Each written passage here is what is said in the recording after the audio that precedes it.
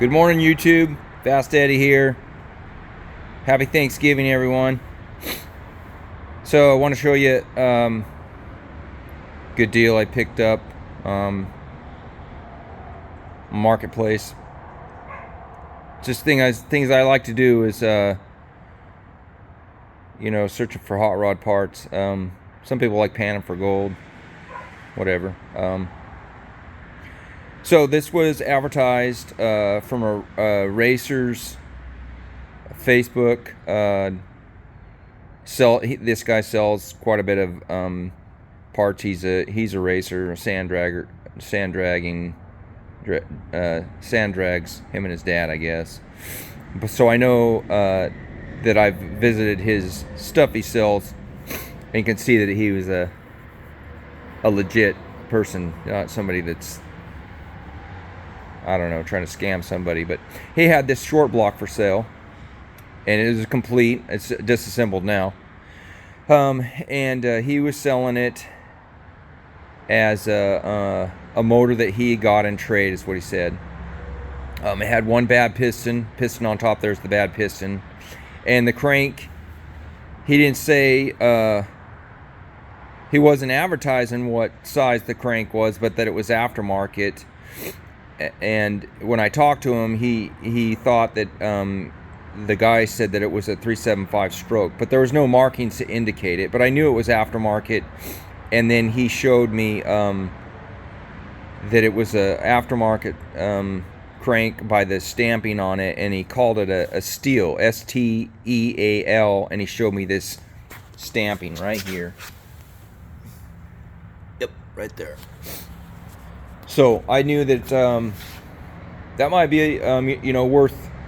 He had it advertised for $400. It might be worth it. Now remember, it was this crankshaft with this balancer, block, rods, and pistons. Rods are Eagle rods. This here's the bad piston. Now you can see the pop-up on that. So that's quite a bit of a dome there. I was probably thinking this was some sort of an alcohol run motor. I was thinking it was drag racing motor, but now that I'm running the numbers and everything, it's a 360 cubic inch, which is probably some sort of a dirt track motor, and not drag racing. But so the crankshaft wasn't 375, it's 348. 375 is what I prefer when I'm building a small block. I preference the longer stroke. 375 is 400 small block stroke, if anybody doesn't know. 348 is standard 350 stroke. So this is standard 350 stroke. We'll get to the crank in a minute, and getting ahead of myself here. So the pistons are, I'll show you all the pistons I got.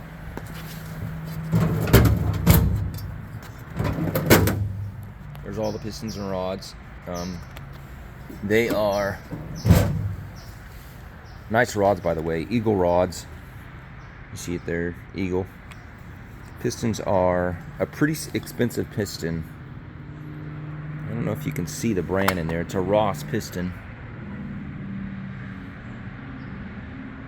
Barely see it in there. The light is good enough. Well, yep, right there. So there's the number on the piston, and it's not going to focus. Right there. So that number, so it's current piston. I can still get a replacement piston. There is two pistons bad, not two bad, not one. This one here is just really bad. The other one is it's damaged to where it needs replaced. So two pistons can be replaced, and that bore is 4-inch bore, 60 over 4-inch bore. Now a 4-inch bore, if anybody doesn't know, 4-inch bore is the stock bore of a 350. So those are 60 over. Now this block here, this red block, is supposed to be an earlier block. It should take a bigger bore than 60 over. So from my experience, a lot of the blocks that were blue in color, later model and made in Mexico block is doesn't like to take a bigger than a 60. So, you know, in a street application, I'd definitely agree that you don't want to get your walls too thin. So, good block. I think I could use this block again. And it might not need a board. I have not found a ridge in there yet, but you know, maybe a little there. But you know, honing will find out. I don't really see a use for me in those pistons. Those are really pricey pistons, though. I'm not sure I'd want to buy 2 pistons just so that I could have a set again, because I'm not sure what I'd use them for. It's a lot of compression. So I haven't done the math to see what the compression would be, but you know, it was an alcohol motor running in the dirt. You know, some of those guys are like 14-1 or something. So yeah, so those rods are a 5.7 rod, very good rod for me, a choice for me. I like, and it's 4-bolt main block, all ARP hardware, bolt down hardware, and a really nice balancer. So this is an internally balanced motor. So back to the crankshaft. So I did a lot of research on that name right there, and all I could come up with was the word stealth. Okay, so who makes stealth cranks? Callies. Callies cranks, probably one of the best cranks that you can buy for racing. But they make all different kinds of cranks, and what scared me was when I talked to Callies, they said if it's a dirt track crank set up for, you know, running in sprint cars, for one thing, the mounting flange at the bottom down there is not going to accept a flywheel or a flex plate. They're made for direct drive, I think he was saying, and they've been, you know, even extensively drilled out in the back for more lightning. They're more of a fragile crank for pavement, is what he was telling me. So anyways, I sent him pictures. The Kelly's guy that I was talking to, I sent him pictures, and I sent him the serial number right there, 11998, and I don't know what that is after there. Looks like there's a star or something after it. Now, a lot of this crankshaft's so old that it's not in their system, but a lot of the other later crankshafts, it'll say the stroke right here. So if it was a 348, it would say 348. 375, it'd say that, or 4 inch, it'd say that. Now, so when I sent him pictures, he said, that's an older crankshaft. That's what they call, he said, a Dragon Slayer crankshaft. So, and that it was a standard weight. It wasn't a really lightweight like circle track crankshaft. I guess the ones for a lot of circle tracks and the ones that I see now, and I don't know if the older ones were that way, but the counterweights are different. They're different shape. They I think they're thinner, and they come more out more. They're a very odd looking crank, and this crank here was more standard to what I was used to seeing. And the great thing also about this crankshaft is it's standard mains still and standard rods. So great big plus there. And I think, and it looks like it's still in good shape. I think it might need a polishing, and I think it'd still be good. But it's all standard, so great. So that was big plus. So I'm not really excited about having a 348 stroke, but I am very excited about having such a great crankshaft like that. I mean, I don't think I'd ever buy a new one that much. They're just a lot of money. You could check the price.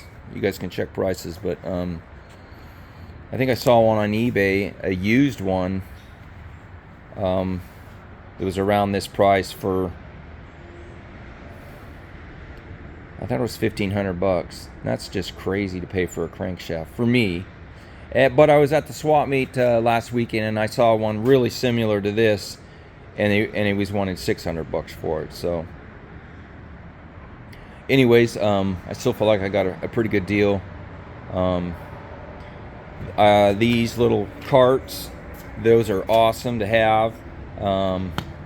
Great things to put your motor on. In fact, Summit is selling them right now for $50. And there's, if anybody builds stuff, fabricates, you know there's more than $50 worth of material right there. 4 wheels, nice thing to bolt it down and roll it all around, move it. So if you buy, they used to have had a $50 or more was free shipping. I think it's $100 now. But so I got 2 of them for $100, and that was including the shipping. So great deal. You need everybody needs their motor to be put on a little stand on that in your shop. Wheel it around. You push it right in the corner. You don't need to be setting them on the floor or whatever. It's nice to have to be able to put it on a cart and move it out of the way. So great. So this setting right next to it here, this is a TCI front end. I picked up that a while ago. TCI front end for 30s car. Now I know I priced these front ends. They normally come with coils. You can buy them this way, but they normally come with the coils and the rack, steering rack, for $37 or $3,500. So I paid $250 for this whole setup right here. So another good deal. But yeah, I search marketplace all the time. You never know what you're gonna find on there. You never know, if it's a good deal or not.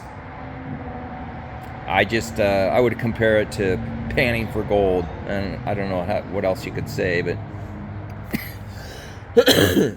yeah, pretty cool stuff.